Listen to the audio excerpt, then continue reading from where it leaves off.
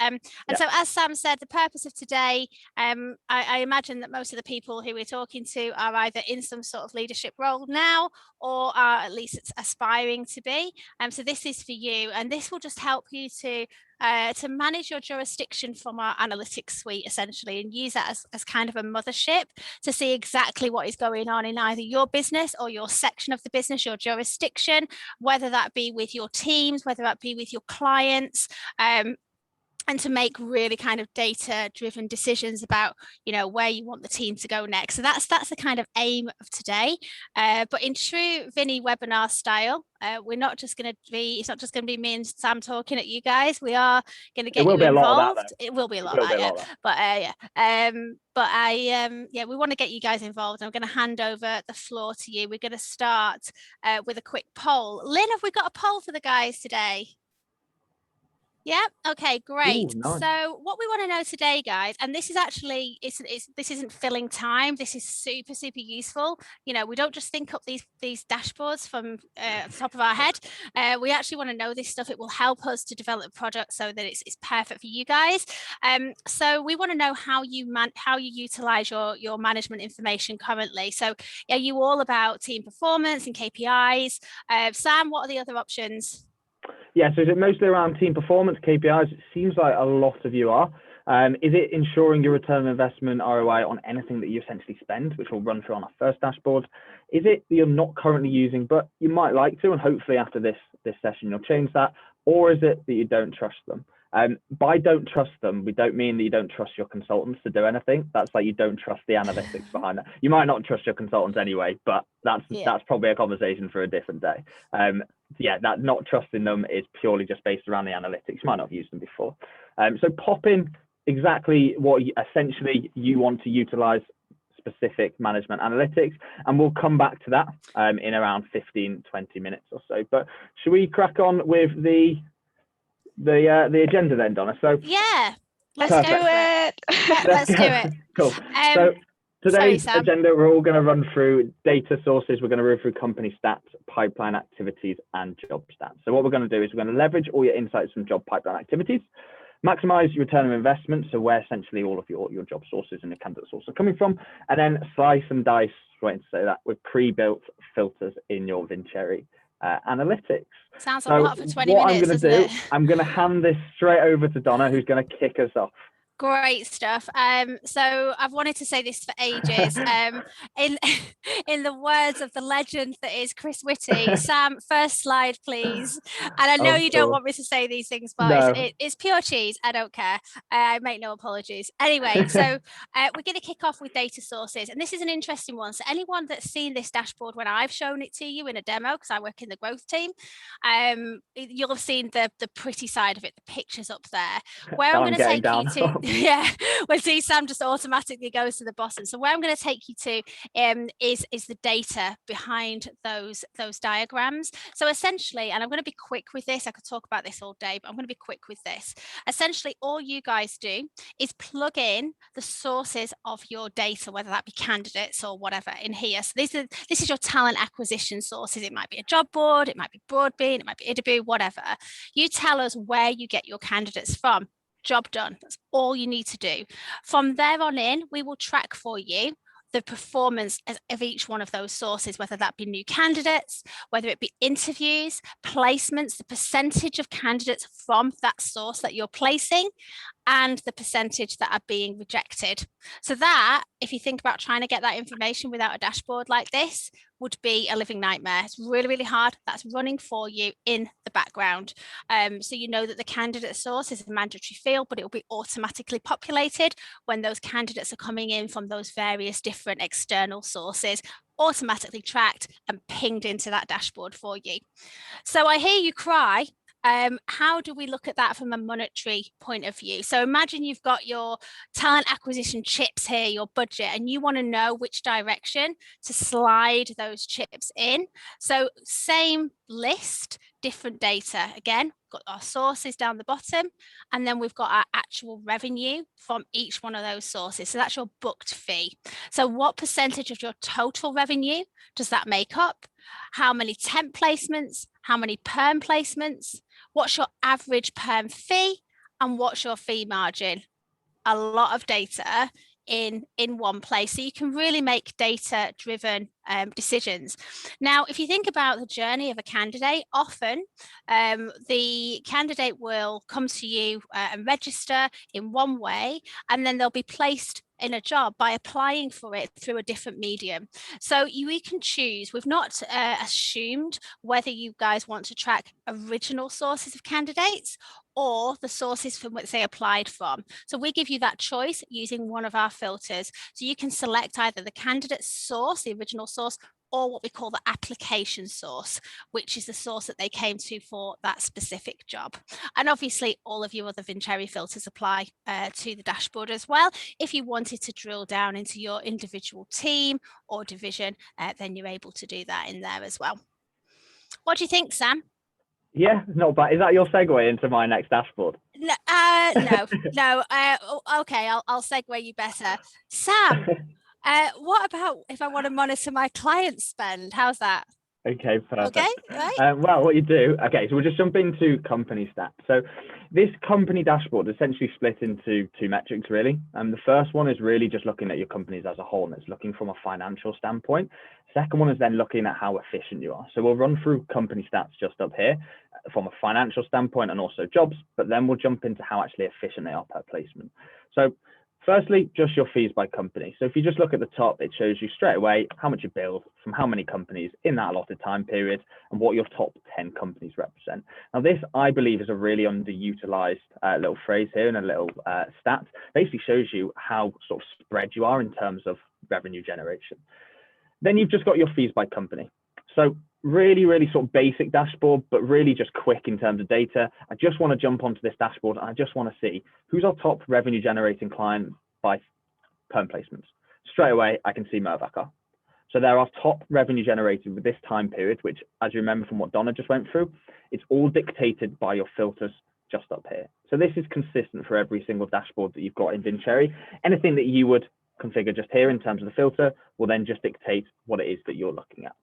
You've then just got the numerical data just down here, so just in list format. If we then jump into jobs by company, what this shows you is a breakdown of all of your jobs, and it splits them into 3 categories per company. So first is closed jobs. I'm assuming you're all aware of what closed jobs, you are in management after all.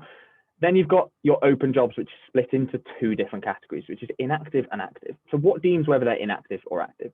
Active is pretty simple. You've just got candidates in that active process that are pending action. So we need to book them into a second. They've got an offer out. Inactive are jobs where you've got rejected candidates, the job's still open, or you've not got any candidates that are pending action. So we can just toggle this off. And let's say straight away, team management perspective, I want to see straight away how many companies we've currently got open jobs but inactive. And this is a really good indication just to quickly look through and see how many inactive jobs have we got per company. Now, this is all great, but what's the point in knowing how much you're billing or how many jobs you've got per company if you don't necessarily know how much activity and effort, time, and resource is actually going into this company? So jump onto effort by company. And what this does, this straight away splits you into 3 dashboards, 2 of which we're going to go today. Now, the first dashboard is pretty self-explanatory. It's just how many activities are being logged against this company in Vincere. Now, they're split into a whole variety of different activities that you can toggle on and that you can toggle off. But straight away, we can see that AMP, in terms of activity, overall activity, is our most active company. Now, this might not mean too much. It might just be our largest account, which makes complete sense. If that's one of your smallest accounts, then that's slightly worrying. So what we need to do is we need to head into average activities per placement to really show us how efficient these companies actually are. So if we run through now, we've got auto and general at the top. Auto and general takes on average, 944 activities per placement, which is a ridiculously large amount of activities to log before you get to one placement. If we scroll down, we've got a couple of others. Let's say AMP. Now, AMP, we just saw on activities and companies, requires the most in terms of whole company effort. Now, per placement, it's actually not that much. So although it's at the top of that activities by company table or visual, it's actually pretty efficient. So what we now need to do is have a look at all of these. And let's say auto in general, if it was an average like 50K fee, then of course the activity per placement is going to be pretty large. But if this is a 5-10K fee and you're looking at Macquarie Group just down here, which is a 20-25K average fee, it might be a case of you might want to look at some of these and go, well, let's start to divert some of our time, some of our resources actually away from auto in general, InfoTrack AU or 151 Property, and actually into some of our more efficient companies just here. It can really, really help you divert your resources into essentially what's going to make you more money. And based on those company stats, we then want to start to filter that down a little bit more. So we then want to start to look at the pipeline activities that then accumulate and make these company stats, which is a perfect segue, if I must say, onto. I know, you've put me to shame there. I feel awful now. I'm gonna have to think of a really good one for your next one. But no, you have led me beautifully into pipeline activities. So a lot of people on the call are already Vincherry customers. So you guys will be very familiar with the pipeline, which runs across the top of your applicant tracking system. Now, even if you have that turned off, as a few do, this is still running in the background. So you're not actually turning it off, you just can't see it.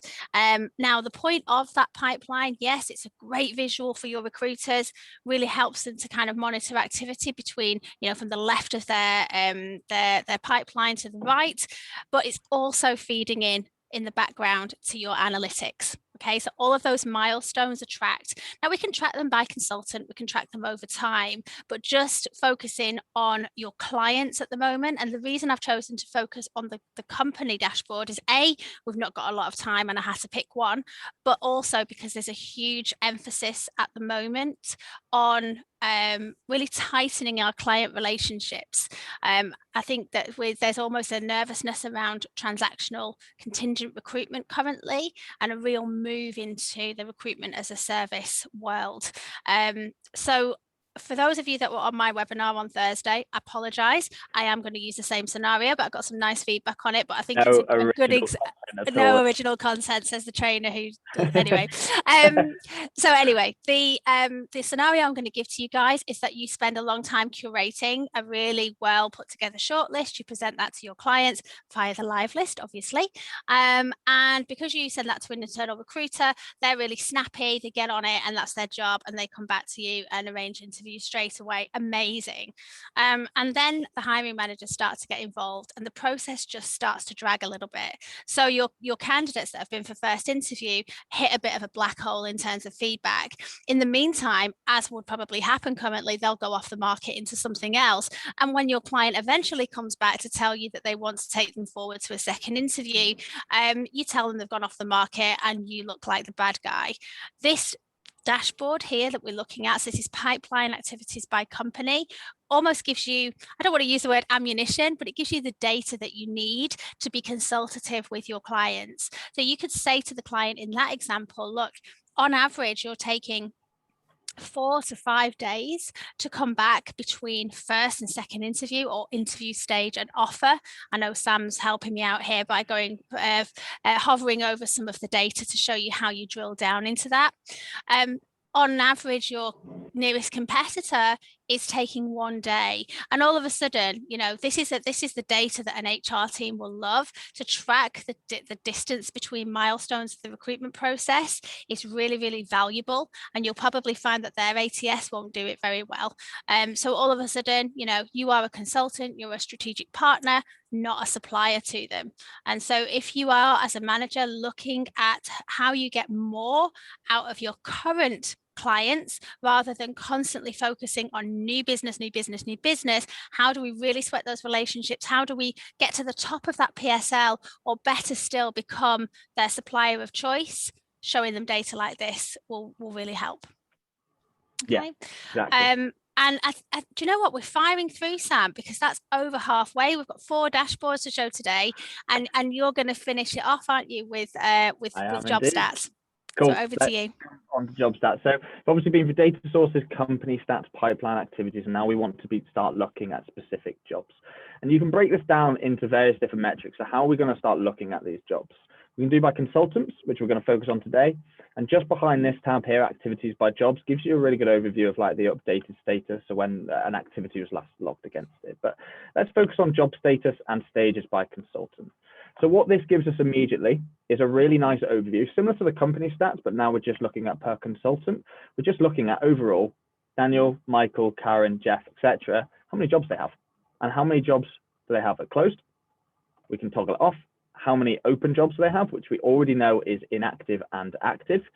Now, one really key objective that you want to get from this dashboard is, like we went through with the company stats, it's just to figure out how many inactive jobs do each of your consultants have. So we toggle off both closed and active. And now I can look straight away, why has Jennifer got more than nearly 3 times the amount of inactive jobs? So if you remember inactive jobs, those that are still open, but they've not got much data behind it. So they've not got, they've just got rejected candidates. They've not got candidates that have any momentum or pending actions. So Jennifer here has got, let's have a look, 16 jobs that are currently inactive, which is quite a lot of jobs considering she's only working on about 30 jobs overall. It's a large proportion. So this is a conversation from a management perspective that you want to have with Jennifer. Why do you have so many inactive jobs? Let's look through all of these jobs. So let's go back onto the ATS, let's look through all of these jobs and let's figure out why you've got so many of them currently inactive. Let's either close some of them, or we can potentially send some candidates or speak to the guys internally and say, look, these are a couple of jobs that we want to focus on. Then you've got stages by consultant. And this gives you a really, really good indication of how the process per consultant is actually getting on. So what I mean by that is, per consultant is obviously going to have a variety of jobs or variety of companies that they're dealing with. Now this, instead of breaking it down per company and the pipeline, or per job and the pipeline, it's taking the status and the stages by consultant. So straight away, I can see how many stages in terms of shortlist, in terms of sent, first, second stage interview, offers, placed, and placed perm and temp. There's a split there. Now, let's just set the scene a little bit. So let's say Jennifer, I feel like I'm picking on Jennifer a little bit here, but let's just use her. So if we go on to Jennifer, and let's say, for example, we toggle off sent, first stage interview, and second stage. And I just want to see straight away what the sort of visual ratio is between offered and then placed. So if you see placed is split into temp and perm. We hover over, you can see that Jennifer has actually offered 25 candidates and placed 24 of them, 12 in each temp and perm, which is obviously a ridiculous ratio. So that's amazing. Let's flip it a little bit though, and let's say that Jennifer had 25 offers, but had only placed 3 of them. Now, straight away, that's a warning sign for a manager. Why is Jennifer placing or sending out so many offers to candidates, but not converting? So quite a lot of them have either gone elsewhere, they've rejected the job. And this can be something that obviously you'll discuss with the individual consultant. What is it that you're saying? So is Jennifer, for example, is Jennifer hyping up the role too much in terms of compensation expectations, or they may be drilling down to the candidate, then they're not going to get as much. So when it comes to actually offer, the offer's less than what the candidate is expecting. It might be a case of looking at first stage interview and second stage interview. And basically, all you need to look at here is if there's a massive discrepancy between 2 stages, so let's say first and second, these are all pretty okay. You'd expect these sort of ratios. If one was a huge first stage interview and a minuscule second stage interview, then that's a warning sign for you. Now that might be to do with the way that Jennifer, Spencer, Paul is actually, conveying this role, conveying the interview. It might be the way that they're giving interview feedback. It could be a whole variety of reasons. It could be to do with the companies that they're working with. But what it gives you a really good indication of is how efficient is your consultant at getting your candidates through the process all the way to placed. So it can give you just a really good indication straight away of how efficient they are through that whole process. So a really, really key dashboard from a management perspective, just straight away to look at and go, right, I need to see how efficient, where's this process breaking down essentially. I think if there was ever a management dashboard, that was probably it. There's really, a lot there. And we can use filters on there as well, Sam. Filters all apply. Of course you can. Yep. Filters all apply. Just here. Amazing. Great. Cool. So that's it for dashboards, but do stick around because I want to get some poll results. I want to see what's really important to everyone about their MI. So Lynn, have we got the results in? She's still with us. If you guys killed her with questions. Okay, so KPI monitoring has just scraped it. And actually, a lot of you are not currently using your management specific dashboards, but are looking to change that. So that's absolutely brilliant. It's all there for you guys. You know that we're obsessed with analytics at Vincere, and this is all kind of driven by your core system. So it would be a shame to use it. It's, it's like losing a limb. So definitely do. Yeah, that's really interesting actually. Just to see how many people are coming through with each results. I was Yeah. surprised actually. I thought there would be a lot more people that are wanting to ensure return of investment. Yeah. But it's actually quite a small amount. So it's interesting to see all of that. Yeah.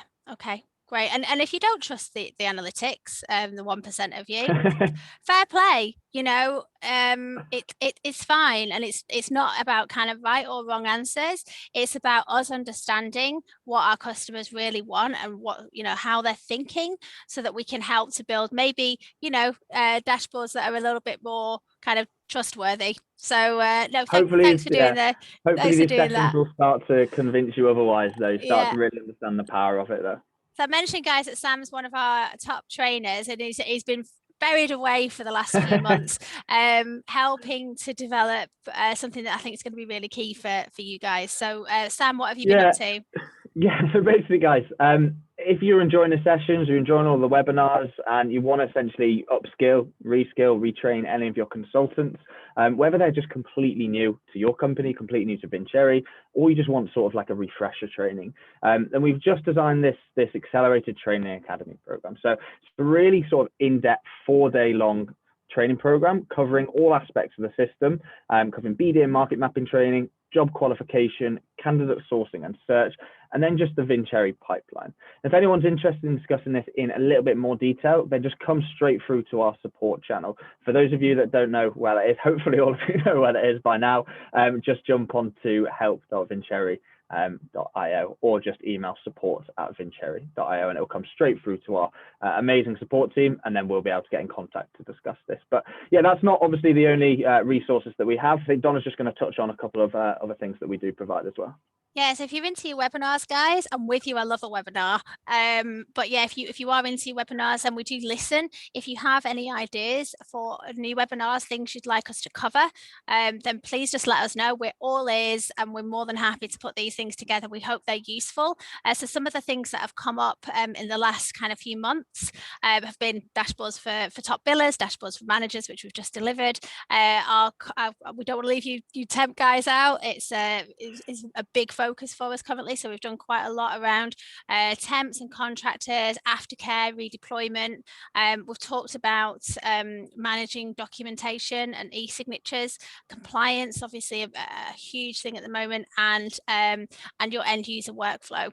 So there are some webinars which have been pre-recorded, or the live webinars which are available on the website. So head over to vincherry.io/webinars and fill your boots with lots of Vincherry content, and I'm sure that you will.